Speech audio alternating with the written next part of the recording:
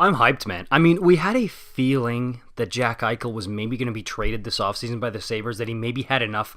But if you heard the quotes that came out of Eichel this morning, it's like, whoa, okay, he's probably most likely going to be in a different uniform by the time next season starts. And look, guys like this is what people don't realize. Guys like this, they almost never come on the market. Almost never. You can think of Tavares, okay? You can think of a guy like Errol Karlsson. I know he's a defenseman, and look at how bad San Jose got fleeced with that deal, right? So this is why this is such a slippery slope, but it's like a reality show in terms of how interesting it is and how great or terrible it can end up for one or both teams when this type of trade is made, because you know that you're going to have to give up a ton.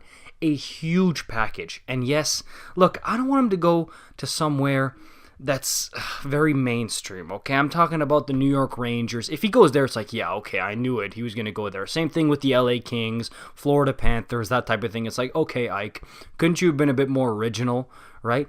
But if he decides to go and drop into the Montreal Canadiens, the Calgary Flames, some people, and this one would be bonkers, the Edmonton Oilers, how crazy would this be, right? And you start thinking about potential trade scenarios, and look, I know a lot of people, they like to give up their scraps, right? Okay, take this fourth line plug, take that third line plug, and a 6th round pick, bam, Jack Eichel, welcome. No, that's not how this works. Like, for example, for the Calgary Flames, you got to give up somebody really good. You got to give up somebody along the lines of a Matthew Tkachuk or a Johnny Gaudreau, right? Plus a first-round pick and then some other prospects on top of that, right? This is the type of deal we're looking at for a Jack Eichel. And I know what you're thinking, that is big time and overpay. Well, you're not going to get him if you don't overpay, okay? If you want to get this guy, you have to overpay. And I'm very interested in the Montreal Canadiens here,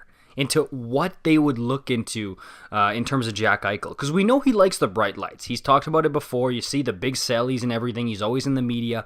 He likes to brand himself. Montreal is the brightest lights you can have. That in Toronto, right? And I know LA, New York, you'll still get a lot of bright light benefits, we'll call them, over there. But in Montreal, man, you're the center of attention. We've talked about this many times on the channel. They haven't had a superstar center in a long time. The closest was probably Alex Kovalev, right? And he's not, I don't think, on Jack Eichel's level. But this is just, that's why this is so big to me, and I'm going to be following this so incredibly closely. This is going to be fun. Trust me. And I want to know who you guys think should be really keen in getting Jack Eichel. Of course, the Rangers, the Kings. I'm hearing the Islanders in there as well, right? The Bruins, of course. That's always been floating around here, especially with Bergeron getting older, Krejci getting older. Let me know what you guys think in the comments down below. This is a really fascinating one. I hope my Flames swing for the fences and try to get him. Or if they don't, I hope the Habs go for him, right? How awesome would that be? And you're looking at a guy maybe in Montreal, Jesperi Kotkaniemi, and I know he is struggling, but he's only 20 years old, right? And he's got a lot of potential, 3rd overall pick. That's somebody that I'm almost sure would be included in a package if he gets sent to the Montreal Canadiens. So that's why this one is so fascinating to me. When a superstar hits the market, it's fun. And poor Buffalo, man. The Buffalo Sabres, it's like they can never win. They finally, they lost the McDavid lottery. Think about that. They tanked so hard to try to get McDavid. They lost. They get Jack Eichel, which in any other year would have been a 1st overall pick. And then, bang, he wants to leave after signing a big-time deal. This is some crazy stuff out of Buffalo. Let me know what you guys think in the comments down below. I'm excited to hear it. See you guys in the next one.